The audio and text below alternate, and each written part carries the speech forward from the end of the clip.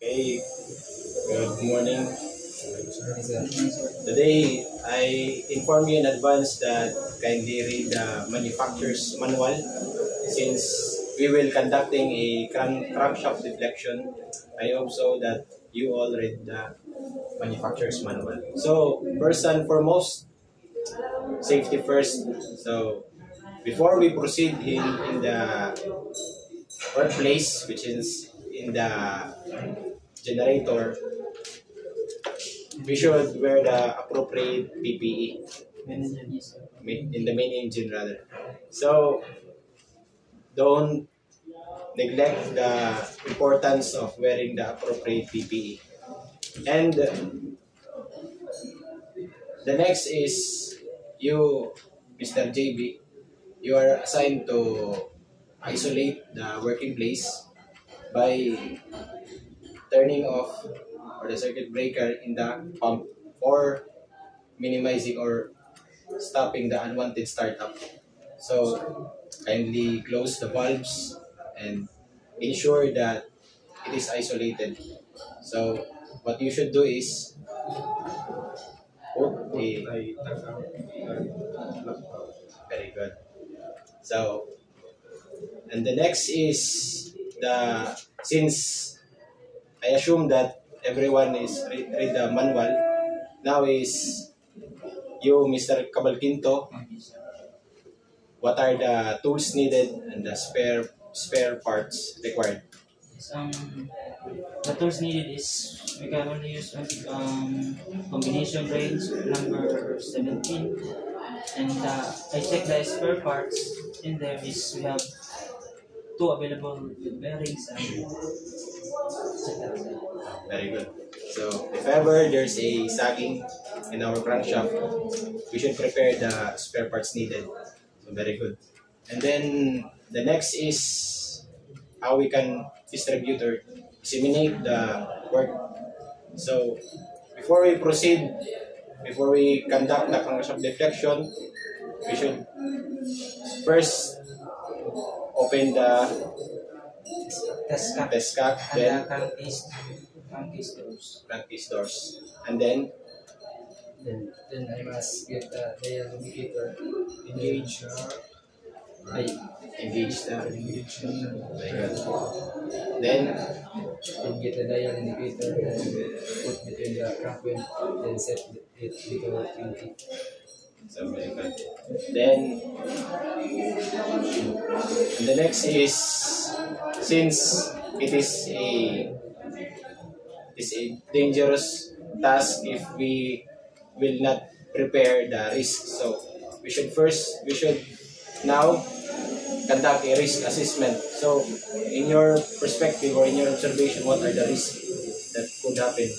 For me sir is kanang fish kanang sa oil Oil.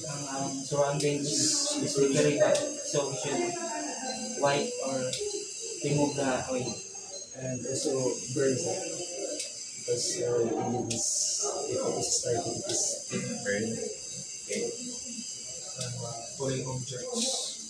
Okay. And then, in addition, the most important thing is we should prevent the unwanted startup. So, how we could manage the risk. So, in your observation about the hazards, so what will be the management?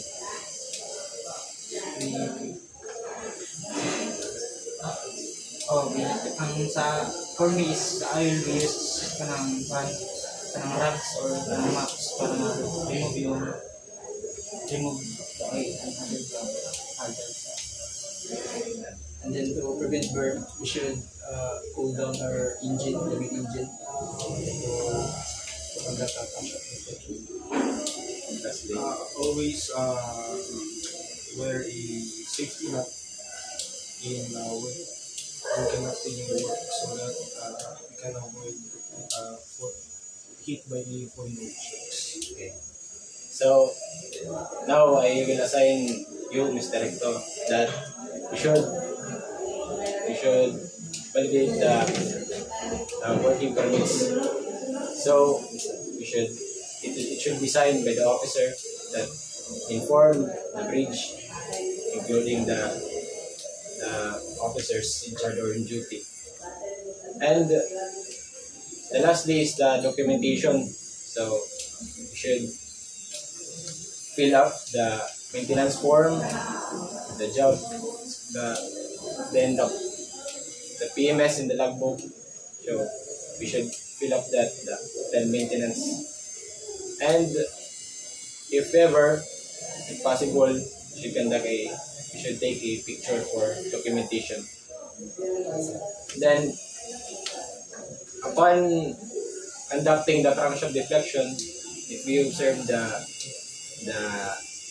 sagging, so since we have the spare parts, we can replace. Then, we should not leave the workplace open, so it should be in the process.